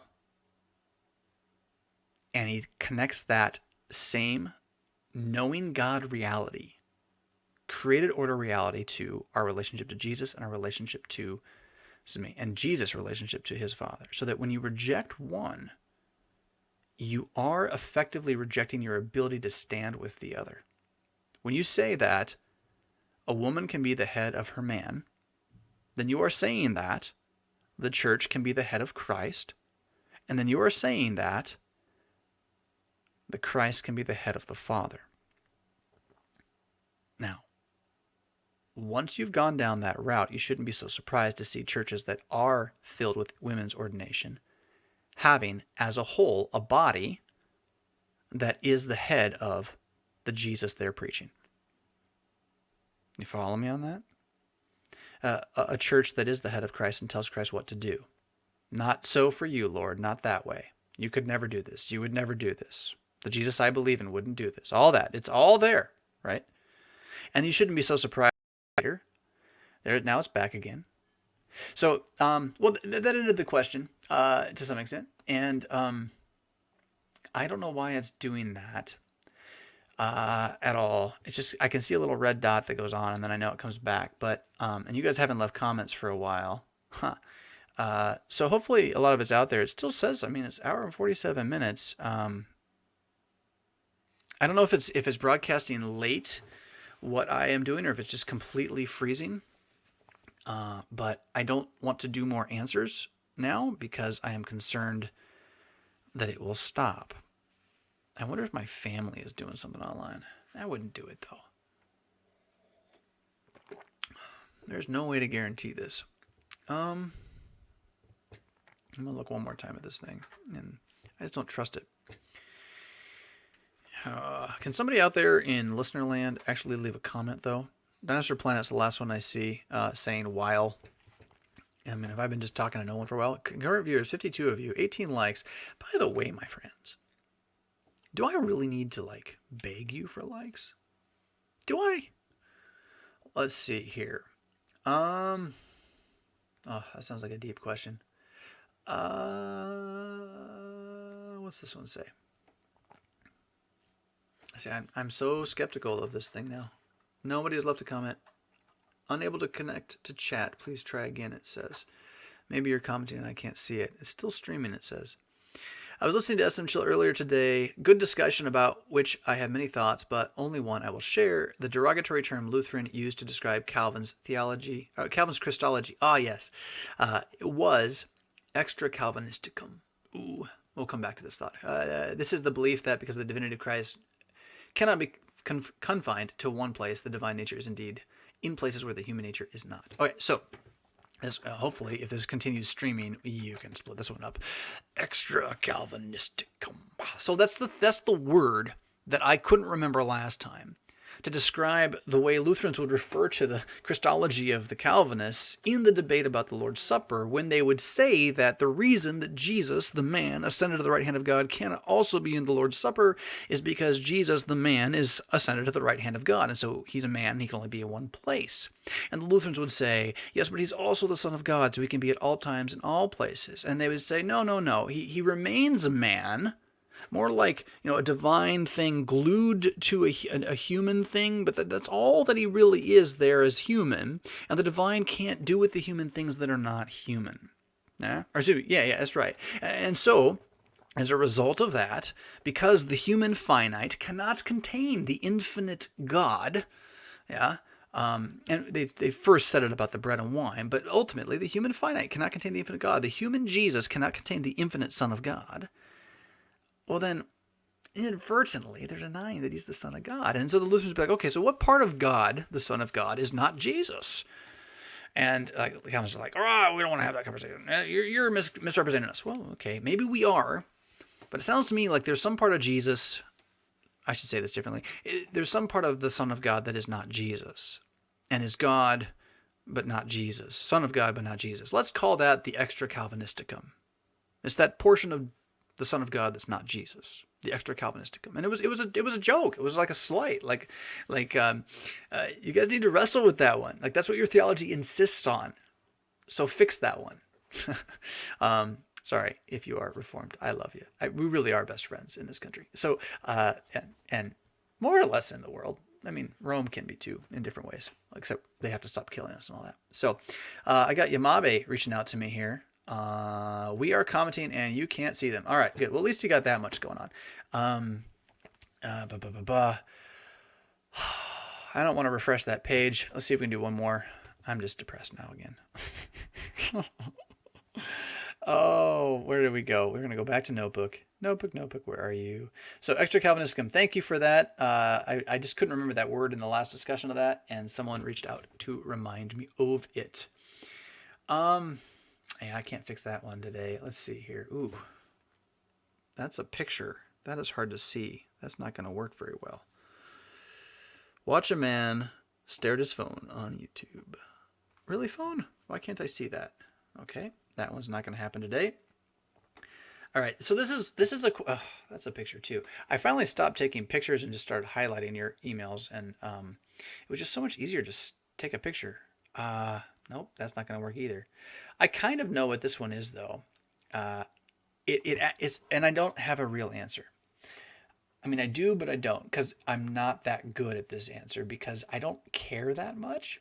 Although I should, because it really matters, but I just don't think anybody's actually arguing about it that's worth paying attention to. But that's sort of the problem. I've had people ask me before, like, what just happened? Oh, my mouse did that? My mouse did that. I've had people ask me before what I think about ELDONite, the Evangelical Lutheran Diocese of North America. And I say, I don't really know very much. They're small. I hear they're kind of cranky sometimes. They're like, but they got this young guy doing YouTube stuff. Well, great. Cool. Good for him. Well, why don't you talk to him? I don't know. I mean, there's a lot of people doing YouTube stuff. Do I talk to all of them? I mean, I don't know. So I don't know. Right? And he might have a better answer for you on this, but if I understand it right, he would have the wrong answer. But maybe he doesn't. I don't know, because I haven't watched, so I can't say. But I know that this issue is an issue and or the issue with which the best of us conservatives in the LCMS and those in ELDONite fight about. Yeah, because it's great when you have a church body of 8 people and a church body where the faithful liturgical confessionals are in the minority and in a few districts that we just fight with each other. That's the way to move the ball. I don't disagree with the guys on my side of the fence, though. When it comes down to it, I just think that, again, it gets so trapped in the esoteric language that it's like, why are we even doing this? So the question is, what is objective justification versus subjective justification, and what is ELDONITE's deal with this?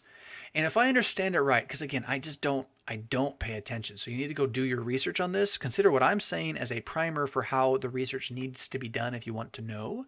The way I understand it is that ELDONITE exists as a Lutheran body in large part to reject objective justification as doctrine.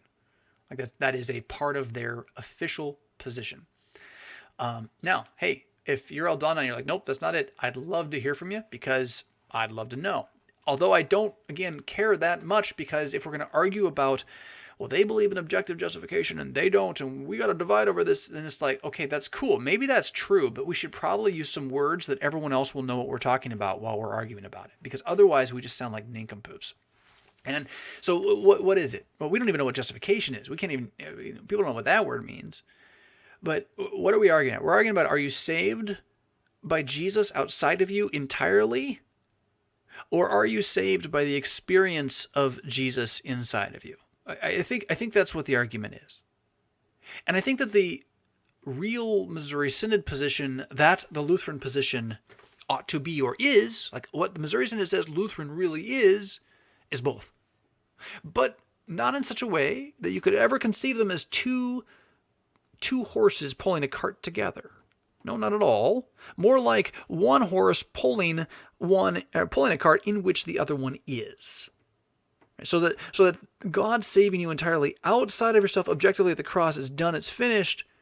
That is pulling the cart, and inside the cart is your subjective experience of knowing you are justified, of experiencing Jesus as the crucifier of your flesh and the savior of your hope. Whereas, if I understand it rightly, the denial of objective justification would say that that all that there really is your experience of the faith. It's not that Jesus didn't die, right? But where you must put your certainty is on the experience of the faith. Now, maybe I'm misunderstanding that argument. It's an esoteric friggin' argument, guys. So esoteric. Put it in some real language. I'm understanding it through how I believe Dr. Pieper understood it, through how I was taught to understand it at the seminary. And I'll admit, hey, maybe that's got holes in it. Sure, fine. But when I talk to the guys that I know and trust around here who talk about it, this is also the way they insist on it. And the danger that you lose when you reject objective justification, what you lose is the certainty of your salvation. Straight up. It's gone. Like, it's not for sure until you experience it. And that may not necessarily mean speaking in tongues, but it's kind of the same track. Right? Kind of the same track. Now, again, primer on how you should do more research. If you would like to reach out to, here, check this one out. If you go to lcms.org,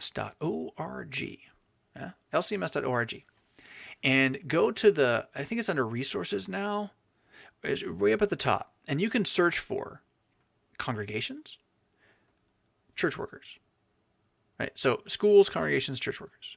And so go down to the church worker one. And I'm going to spell it wrong, so you might have to do it twice. Type in Preus.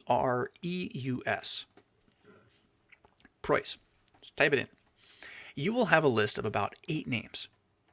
Most of them are brothers. Okay, so Rolf, you'll see him there too. He's the dad. Look for one of their emails. One of them will have an email there. Find one of them. Doesn't matter which one. Take that email and ask this question to that guy. And he will love to talk to you about this question, and he'll be way better at answering it than I will. Yeah. See if they'll call you on the phone. Say, hey, do you have time for a phone call? Pastor Fisk said you can answer this question. And say, Pastor Fisk said you should make a video answering this question too. But those guys, they will be versed in this on the level of navigating the jargon better than I just did. Because I do think I understand it, but I don't want to say... I don't want to sound like I don't think I could be corrected on this. I do think that I'm not going to be corrected by ELDONite at the end of the day on this. Because I think that, provided that their position is there is no objective justification, and it is only subjective, or that is the thing that really matters at the end of the day, not the objective. There is objective, but subjective really matters and not the objective as much. Yeah, okay, go back to Rome. I mean, you're done. Go back to Rome. But why are you even here? The whole point, the whole idea of not being under the Pope is that it's subjective. It's outside of us. Yeah. And the moment you put it back inside, everything else just falls down. So grace is gone. Legalism returns, which would kind of make sense from the other things that you hear about from ELDONite. You know, whoever the guy is who does the videos, I feel bad now. Like maybe I'm slandering him. Whoever you are, if you're watching this, like, I don't know you, man. Great, good, keep doing what you're doing. I have no idea. I really don't. All I can do is deal with what the news has on the matter, and the news has that they reject objective justification, and they're mean. I don't know. LCMS is mean too. I'm mean. I'm a jerk. So whatever. You know, it doesn't matter. We should be able to handle that anyway. Like, can't we both think the other person's mean and not be mean about it?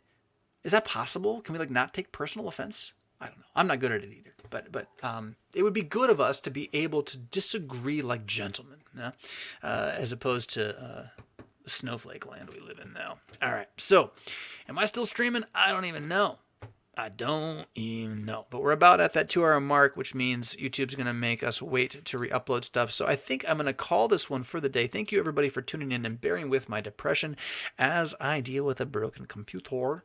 And hopefully that'll be back by next week.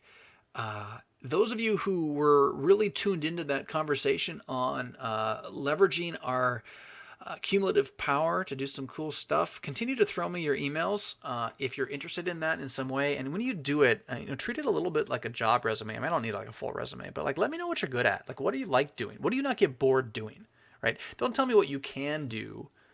Tell me what you want to do. That you I just always do this. I can't stop. And then maybe we could do it together and make the sum of the parts greater. Make the whole greater than the sum of the parts. Yeah. So lend me your ear. I gotta not do that. Lend me your ear, and where is it? Thanks for watching, by the way. Like the video, share it. Patreon. It's Christmas. Patreon.